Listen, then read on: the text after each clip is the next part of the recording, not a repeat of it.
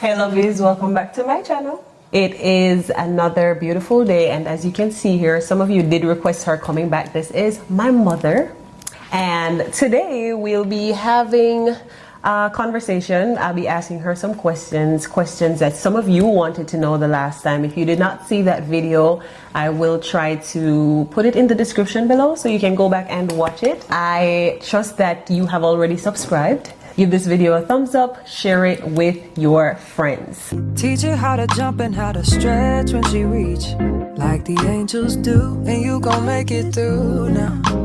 Tell about the healer, greater is the one within, and call him as the leader. Tell the people, how are you feeling today to be back in the seat? Well, not the seat, it's a new seat. How does it feel to be back? Well, hi everyone, it's good to be here again. I have been promising all this time I'll come back, so I guess today is the day. Feeling great. She's back. One of the first things I want to ask you is, I remember last time we went into a little bit about your childhood. We didn't dive too deep into it, but today we're going to keep it more on the positive side. What is one of the most memorable things that you can say about your childhood? Something that makes you smile, that makes you feel all the positive feelings inside. Oh, my river. Growing up in the countryside of the country, or the island, right? Living close to the river. Oh my God, that was it. Like, everybody knew that the river was the thing. And just the access to the river, to be able to get up and just walk over there, run over it, just right close to my house. Like, paradise. Yeah, that's paradise. Yeah. Yeah. Everybody would come back. And also church. Oh, I can't forget about church. Growing up as a kid, church was my all. I loved it. Fruits. Access to fruits. Come on, I must mention that. You don't have to pay these money, a whole lot of money for fruits. Every fruit you need, you can just go find them somewhere close by. Yeah, fruits, river, church. Yeah. You mentioned church. At what age did you start going to church, by the way? I started going to church ever since I knew myself. I gave my heart to the Lord at age 11, turning 12. Age 11, 12. Okay. So it's been years, many years, donkey and cows and whatever years, yeah. Okay, so piggybacking from your childhood, how would you, and because when I was growing up, I remember thinking at a young age, like having very vivid imagination, you know, planning the future, knowing what I wanted my future to look like then.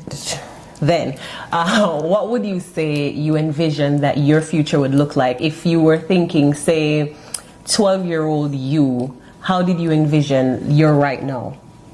Okay, well, I always thought I was going to be this wealthy person. I'm still waiting. I'll get there soon. I envision myself being wealthy, married, very successful, with kids, just living happily ever after. That's what I saw. There you go.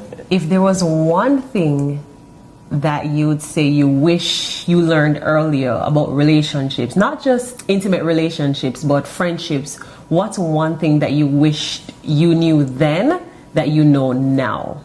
Being in relationship, friendship, whatever type of relationship, you can't be the only one that pours. I believe that we all pour into each other. I wish I knew that and didn't have to pour all myself into people and not getting back. So I wish I knew how to value relationship at an early age.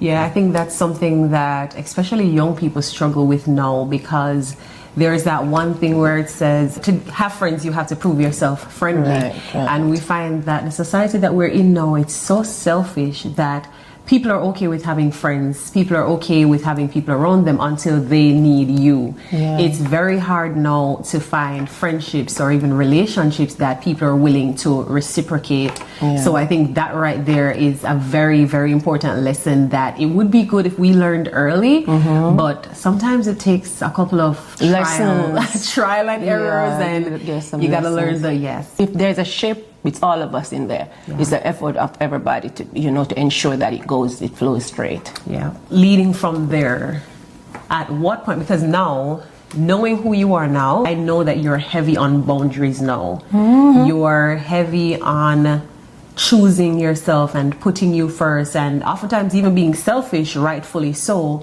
to ensure that you are catered to. When did you learn that that was important? Because I know that's not always the case. That's the thing with growing and maturing. you realize that there are some things that you cannot continue to do the same way you've done them before. So at what point, was there an age or was there a season or whatever it is, did you realize that, you know what, you have to establish boundaries, healthy boundaries, and you have to learn to put you first? Well, the moment I realized I was running empty, learned a lot of lessons from there, just by learning, like you said, trial and error, like giving, doing, and you realize that nothing in this is benefiting you. You realize that people tend to take advantage of things. People would take advantage, people would use things. That's when I learned, after being taken advantage of, after being giving, after being drained, came to myself and be like, now I learn. A lot of people struggle with saying no. Do you find that no, you have a problem with that? I figure maybe before, like you said, before you got drained, it was hard. Right now where you're at, is it hard for you to simply say no? If saying no means preserving you, is it hard for you? Oh, no. No. See how easy I said it? No, it's easy to say no, because my belief now, and I'm even teaching younger people to understand that there are two positive answers. We're all teaching kids that don't say no. Telling people don't say no to kids, that's wrong. Teaching them that there are two positive answers. When the answer is a yes, it's a yes. And when it's a no, it's just a no. Yeah. So I learned that through all those tests I've been through, that it's okay to say no. When it's no, it's no. And like you said, preserving me means no. I'm going to say no, because I learned now how to preserve myself, because I need some of them water. I'm draining, I'm emptying out into other people. I need to keep some for myself. Yeah, I've been there. I've been, especially as it relates to your friends, right? It's hard sometimes when deep down you know that this does not make me feel good, but then there's that line that we tend to straddle the line, like, okay, it doesn't make me feel good, but if it means showing up for this person. And so now I am more firm on it, where I only want people in my life who understand, who respect boundaries, who have boundaries themselves. Because if you don't have boundaries, then you can't respect other people's boundaries. You're right. Where I am right now, I am happy that the people that I have around me, I can say, no, I do not want to do this. No, I do not want to talk about that. No, that does not make me feel good, and that should not be an issue. Right. And so, like, that's why I asked you the question, like, when did you get to that point? Because there are people still struggling, still saying yes at the cost of their mental health, emotional health. And we can see it reflecting even among the young people, the younger children. They struggle to say no, even if they know deep down, the inner person says no, it's a no. They struggle with it. Moving from boundaries, something that I see happening now a lot is women, and it's not just young women, unfortunately. It's teenagers, it's young adults, it's older women who are willing to settle as it relates to men.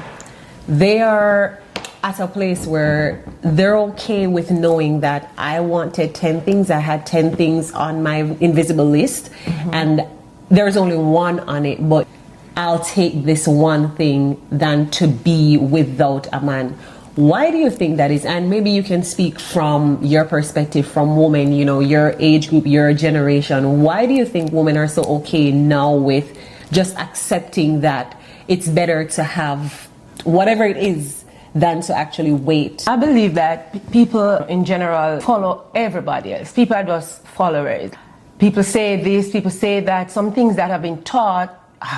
It's so sad to know that even church teaches this thing. So sad. I was raised in church, but it's true. You're taught to settle, so everybody's not perfect. All those, there are some sentences that should be used for other things, that you use them the wrong way. Like, everybody's not perfect. We all know that. But I think you should first have an idea of the type of person that you're looking for. And like you said, you have a list of people. You have a list with, not a list of people, a list of the characteristic of a person you're looking for. So if you have a list of 10 and you find one, that you should know very well that. Keep looking. You know, that's not it. You go into school, you do exams, you know that you're trying to find 100%, but you can get 90 or 85. Why would you want to sell for 10%? Keep looking. Keep looking. Build your barrier, protect your edges, protect what is around you, so that you don't fall for what you're not looking for. Yes. Right? Don't feel, because whenever you start doing that, you started pulling down you. You started breaking your edges. You started breaking down your barrier like anybody could just step over. Keep looking. Keep looking. Build you. Keep working on you. Right? You're going to attract the right person. Like, there's somebody out there looking for the right person, looking for you. Yep. But when you break you down, you're settling for something less than you, then the person that you're looking for come, they won't find you. Yeah. You know, keep going. Don't settle. In my generation, one of the things that I notice is that they want to be validated. So it's a thing for women where everything on social media now affects every single area of our lives without us noticing it. So you find that people want to prove that I was chosen. Women want to prove that, see, I can be a wife. Somebody loves me too. So instead of the focus being on loving yourself and doing things for you and showing up for yourself, instead people are looking for that person. Well, women are looking for that man to make them happy, for that man to make them feel validated. And I remember having a conversation with you, and I said to you that I feel like maybe half of the people who are married are unhappy because you go in with these things that you should have built on your own. You should have built you're waiting for somebody to build you. You should have found joy in other things. You should have found your hobbies and figured out who you are and what you want. And so what we see happening is you don't know who you are, and so if you don't know who you are, then you cannot know what you want. You don't know what you're looking for. And then some know what they are, but they don't take the time to wait for what they want. Keep looking, keep and so going. by the time you get stuck in it, you find that you're 1, 2, 3, 10 years in with 2, 3 children, and you're either going to have to bail or you're going to stay in that space. And so I like and you can't grow. You cannot grow from there either. I've said it so many times on here that there are far worse things in life than being single. And I wish women would see that there is actually joy in that. There is a season that you can go through where you don't have to answer to anybody. You can take that time to work on you. And so as you do that, then the right person for you will eventually come along. This is a big one. Oh, this is a $1 million question? Yes.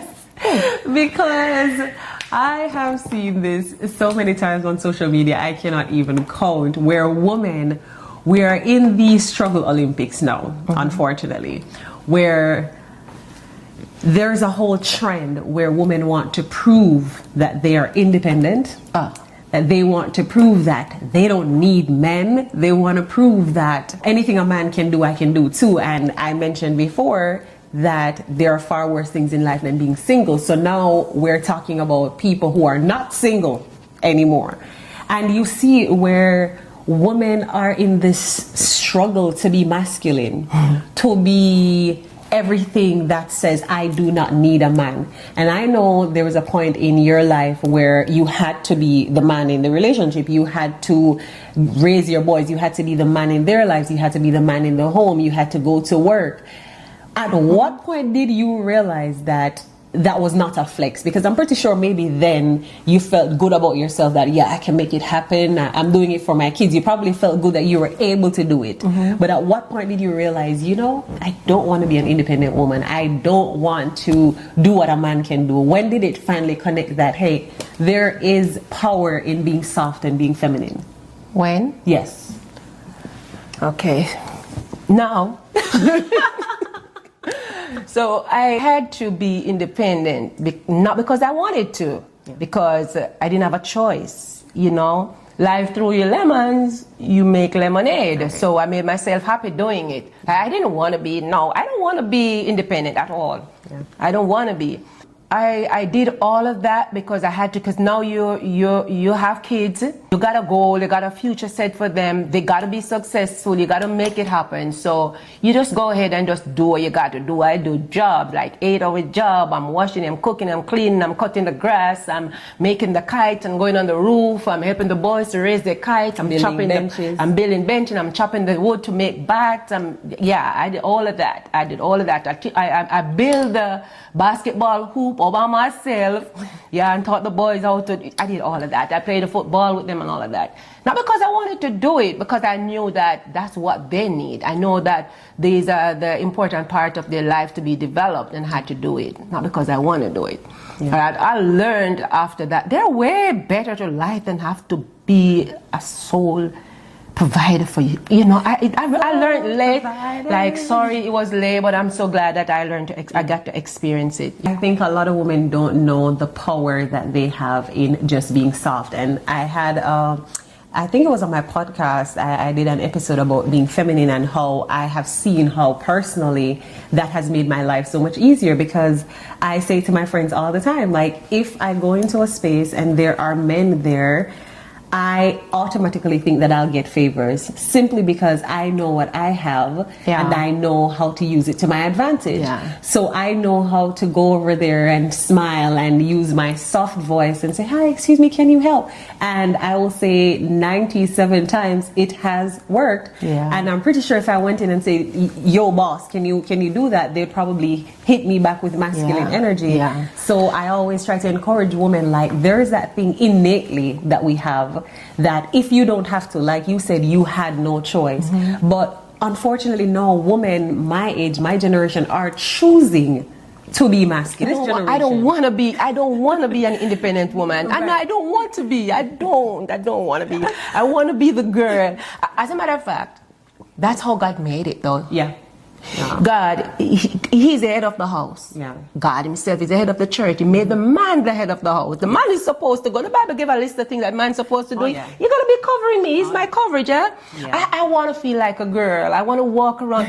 I had a conversation some time ago. We were having a function at church, and most of us decided we're going to wear pink because it's a woman function. Yeah. And there's one lady that said to me, I want to wear pink, but I don't want to feel too soft like a girl. So I said to her, yeah, I want to wear pink because I want to feel like a real girl. I want to feel soft. So there are women that don't want to do that, don't want to feel like a girl. I don't want to be independent. I got my car door open for me, so I get in the car, rain, storm, or wet, what kind of weather. My car is going to be open for me. I got compliment, and I love my compliment. I got somebody who that consider, like, are you hungry? Do you want to go eat this? I have somebody that consider, I'm loving it. Yeah. I'm loving it because that's what you're supposed to be. It's okay to have your money. It's okay to work if you want a job. We're living in a time that's not like the days gone by when women stay home. We get to get our education. We get to get a career, get to have a job. But I'm not working a job so that I can pay my bills at all. I'm not. So you can have I don't want to be able to buy my own car. Right. I don't want to pay the mortgage. I don't want to take care of the kids with my money. That's not what I want my money for. Right. I want my money so I can spend it. I can spend it in the house, but not because I'm told or I'm required to do that. I want to be the girl. I want to be the woman. God made me that. I want to be who God made me. And it feels good over here. Let me tell you. It really feels good over here, feeling like a girl. It feels nice. I'm a girl and I want to be a girl. I'm the softer one. The Bible says that the man should treat the woman like a weaker vessel. I am the weaker vessel. It's funny that you said that, because what I've observed recently, I told you about an incident that I saw where there was an older woman because she's older than me. She's around my mother's age, who was attacking a young woman online because she chose to wear makeup. And I always look at that as, I think personally, a lot of older women cannot understand that they have passed that age, or they've passed that era. They did it one way, we're doing it another way. And there's a part in the Bible that says the older woman should admonish the younger woman. We're not seeing that anymore. What I see a lot of, and I do have older women, thank God for those, one of the oldest ones being Gloria, a very good friend of mine. I see where she plays her role. She's 80 years old and we're really good friends. I see where you have younger women as friends that you can pour life into, you can speak to and know that it's coming from a genuine place. We don't see a lot of that now on, like, in the social media space. Sad. What you see is the battle, because a younger woman said, if a younger woman says I'm happy, an older woman is there to tell her why she's pretending to be happy and why she won't be happy for long. If she says this is what I like doing, there's an older woman coming somewhere out of the bushes to say, well, this is not the way that it should be done. Why do you think that is? Because they themselves, they weren't happy. Because they didn't understand, they didn't have the opportunity, they lack the knowledge, they lack the truth, the reality. We talk every day about moving away from slavery. Bob Marley said, emancipate yourself from mental slavery. I think these people suffering, none but yourself can free your mind. So you can't carry on what was happening in slavery years gone back. Continue to take it on forward and think you're delivering yourself, you're freeing yourself. You need to be emancipated. You need to realize that slavery wasn't a choice, right? But you had to live it. Just like I said, I became an independent woman. It wasn't my choice. I had to do it. But now we are in a space, we're in a time where you can live free, you can be emancipated. Emancipate yourself. If you don't know, get to know. Learn, you know. So if you don't know, you continue to do those things, you're going to live in your pain. You're going to transfer your pain, pass it on to other people. Like you can project your pain, your hurt to others. Get past, get healing. Get to a place where you realize, okay, this is what I have. This is what I could have. Is this what I want? And try to figure it out. Try to learn. Try to know. Open yourself. Open your mind. Get to know. Right? Instead of just projecting your pain to others, get to figure out, why am I going through this pain? How can I get over it? When you're healed, you can heal. The same way hurt people. The same way when you heal, you can heal others. That's it. And the thing about it is, for me, is there's so much beauty to be exchanged. Because there are things that I won't know at my age, but then there are still things that I can teach you that you can teach me. And that's why I don't understand why it is so hard to bridge the gap for so many, because instead of it being a competition, it could be where I can teach you something. A younger woman might know more about fashion. And so I remember, I know Gloria will be watching this, when she said to me, you know, I'm trying to learn to put the strip lashes on. And I was like, yes, ma'am. There are things that she wanted to learn to do. And I'm like, hey, this is what you do. This is what you need to get. And at the same time, if I don't feel well, I can call her and say, I'm having issues with this. And she'll say, get this herb, get that herb. And she's able to share things with me from her level of experience or expertise. I never seem to understand how, because I don't see younger women attacking older women. I guess because we were taught to respect those. So I don't see them, like, it's not natural for them to go after them. But now we're in a space where they make it so easy to be insulted. There's so much to be exchanged, where I don't see why we should be at a place where younger women are having to defend themselves against older women. One of them that sticks out for me is, I think it was last year, I saw this post where a younger woman was dating an older man on, I think it was on TikTok, and she was sharing that they're happy and whatever. And the older woman in the comments, it was so disheartening that I had to get off. Oh, the only reason why he's married to you is because he can't get with us. And it's because he cannot control us. And I was like, this was an opportunity for you to admonish the young woman. This was an opportunity for you to say, I hope you're genuinely happy. You can talk to me if you're not. Here are a few tips. I think a lot of young women maybe watching this would really appreciate having older women give us tips instead. It's okay to correct, but we don't want to feel attacked. Like, I personally, I don't receive it well. When I feel like you're coming at me, I'm like, first of all, you're not my mama, right? And I get defensive. I'm not trying to hear anything. So I feel like I said, I see you do it. I wish, if you're an older woman watching this, you're not doing that to young women.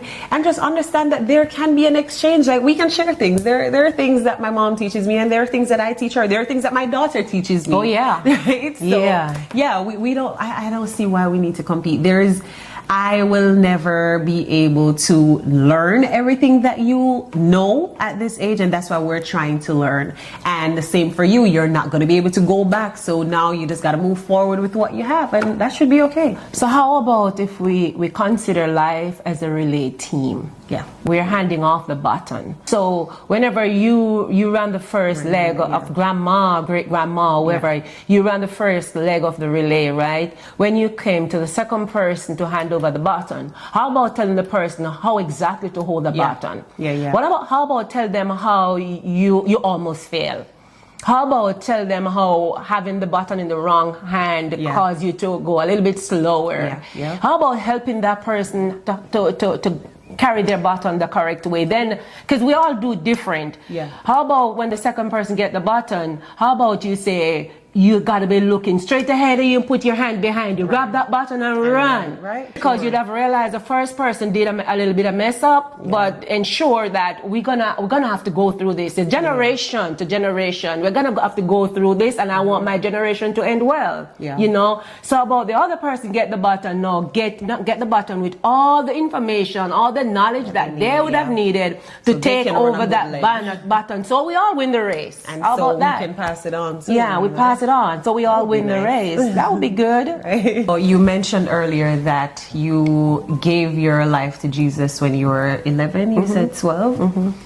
Throughout the years, I know that your life has definitely not been perfect. None of us are. But how would you say that your faith has impacted your life? Like in the tough seasons, how did faith help you to navigate through some of what might be the toughest points in your life? See, I've learned how to keep my eyes on Christ. It's important to give your heart to the Lord, but it's more important to be a part of a church that teaches the Bible, a set of supportive people. Yeah. And that's what I had as a child. I had people who support me. I had people who hugged me. I had people who pray for me. I had people who give me the word. My pastor didn't play with the word. And it is the word that I lived on, the word of God that says, that word is a lamp unto my feet and a light unto my path. I took it literally. And every time I find myself in dark spot, I remember that the word of the Lord is a lamp unto my feet and a light to my path. Each path I walk, I realize that the light of God is going to enlighten me. It was never easy, but I always know that He's able. I always know that if He can't do it, who can? You know, and one of my scripture is some trust in chariots and some in horses, but I remember the name of the Lord, my God. I always try to paraphrase it with saying, you know, some trust the work of the hands of God, some trust the sun, moon, star. I want to trust God. I believe in God, and no matter what I'm going through, I always have a scripture to help me, to guide me. It is a word of God, definitely. It is a word of God. And in your early stage, in my early walk with God, I fed on the word. I ate the word. I lived the word. So when I found myself in dark spot, I could always pull for a word. It was a word that kept me going. What's one thing that you have learned in life, a very big lesson that you have learned that you would like to teach to me or to your granddaughter, or you would like it out there that, hey, this is a lesson that I learned? Because you mentioned earlier that if you can run the leg and then pass the lessons on, hey, this is a mistake that I made, I don't want you having to make it. If there's one thing, I know it must be a whole lot of things, but one value that you would like when you're 90 years old for your great grandchild to say, Grandma, I did learn this lesson, what would that be? We can perfect this thing together. It doesn't have to be me only. Yeah, I would want my grandbaby to know that I taught her things, that I told her about my mistake. I talked with her. I told her the word of God. I hugged her. I loved her. I poured into her. Right? I believed in her. The power in collaboration then is what you're saying. Okay. One last question for you. If you think about your life and your accomplishments, things that you have done that you probably never thought that you would ever do, what would you say you are most proud of yourself? Not your children. I mean, I know you have to be proud you have me. Not your children, not your grandchildren, not anything related to anyone else. You, if you think about you as a person, what is that thing, or what are those things that make you most proud of yourself? The strength and the courage to walk away from things that weren't good for me.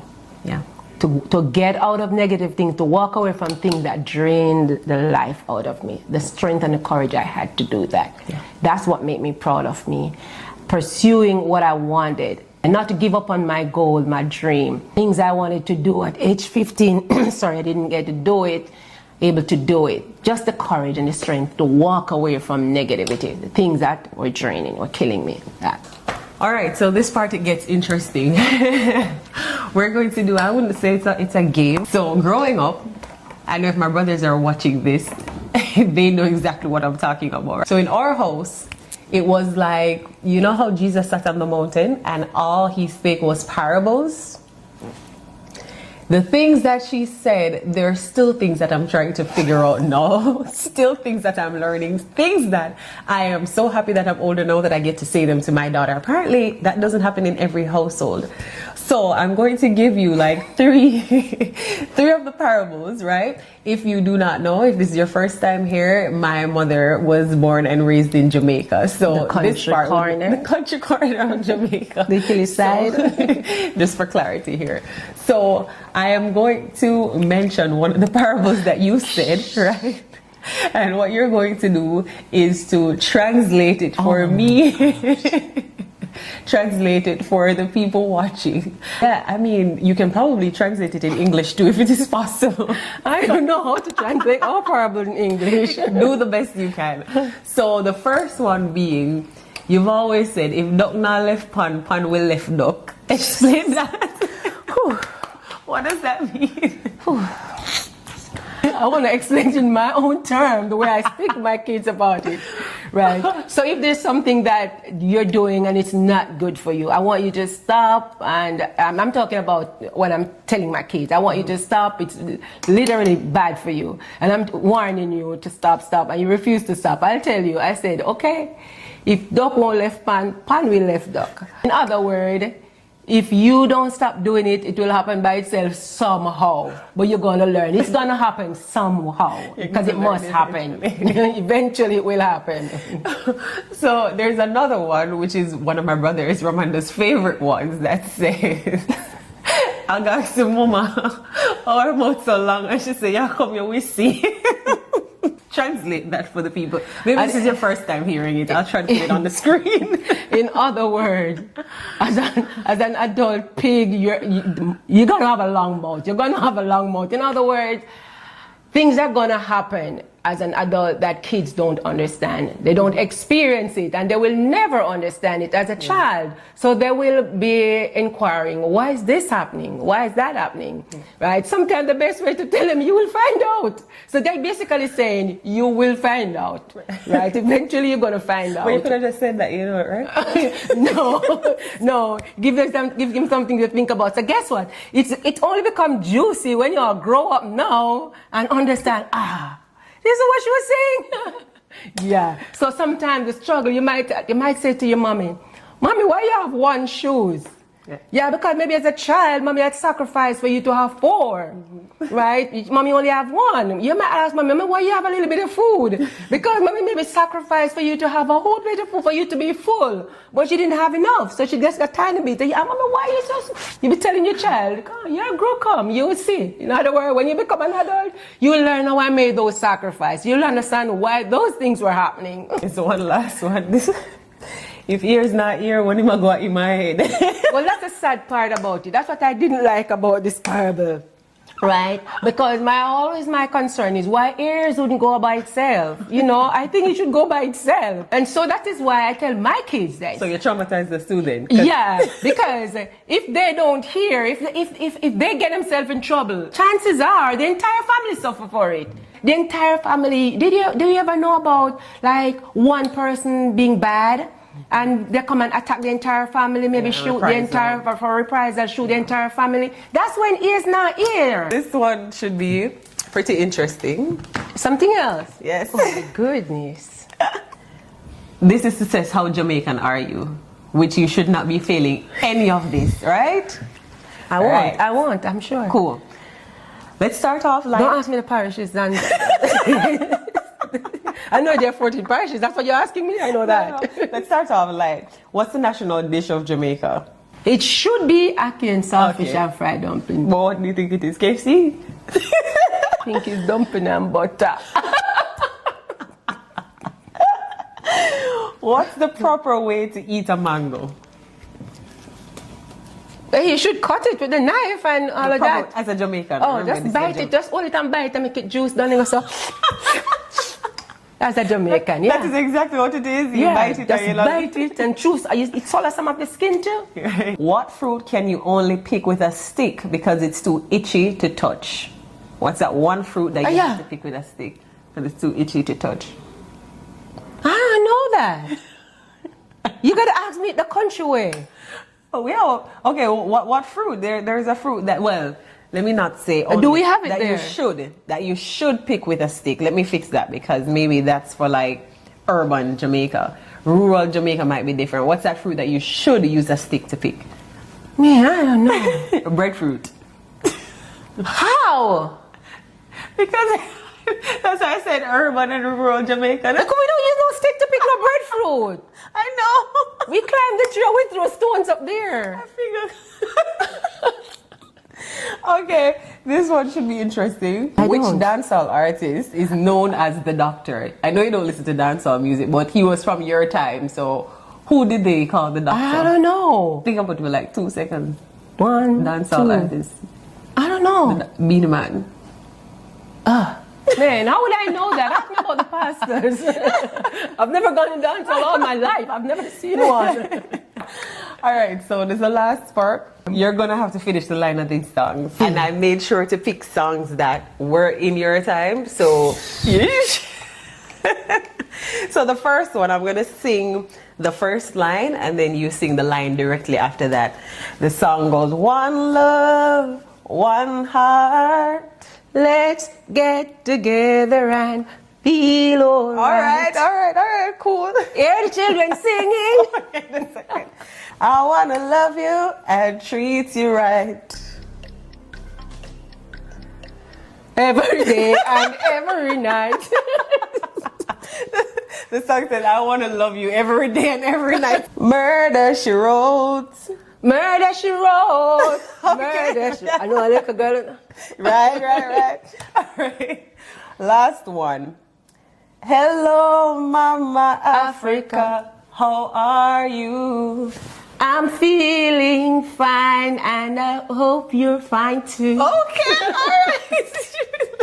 All right, somebody been listening to their songs. That's cool, fine. What did you get, like 3 out of 4? That's good enough. One last thing I want to ask you is one Bible hill that you'll always stand on. I'll go first. One Bible hill I'll always stand on is Moses should have definitely gone to the promised land. After everything that he went through, after all those people, trifling people put him through, Moses should have never been left out of the promised land. I feel like if I could debate it, if I could send in a letter of suggestion, if I could change anything in the Bible, I will. I don't care what anyone says. Last time a friend of mine said, oh, but you know, he went to be with the Lord and he didn't. I don't care about that. Moses should have at least touched foot over there. That's my Bible hill. I'll forever stand on it. Eve. She caused all these problems now. She's the one that caused them. She caused them. She should have listened though. I know Adam that kind of dropped the ball, but Eve, you should have listened, man. You should have run, Eve. You're the one who caused me all them pains now, you know. And you must stand on that. Yeah, I must stand on that. I must stand on that, Eve. I want to have a talk with you. Eve, I think you have a couple of people who's out to get you, girl. I don't know. Yeah. We have come to the end of this episode. If this is your first time here, I hope you enjoyed the episode. Comment down below. Let me know what you think. Let me know if there's anything about this episode that spoke to you, anything that resonated with you. Comment below. Let me know if she should come back or I should just kick her off and never to return Maybe she again. Right, but do not forget to subscribe to my channel if you haven't already. I know some of you watch and you do not hit that subscribe button. Go ahead, hit the button. Share this with your friends. Share this with your friends and ask them to share it with their friends. And I do look forward to seeing you in the next one. And if you are listening in on any of the platforms, thank you for joining me. I know that if you're driving and listening, it might be rough, but if you are on Spotify, on Amazon, on what else am I on? Apple, then feel free to go ahead and find me on YouTube at Blooming Shan, and I look forward to welcoming you here. So thank you again for joining me in this episode. I look forward to seeing you in the next one. You can tell them bye. Bye. So good being here. Thank you guys. Mwah. Teach her how to hold a pretty hand up to the sky.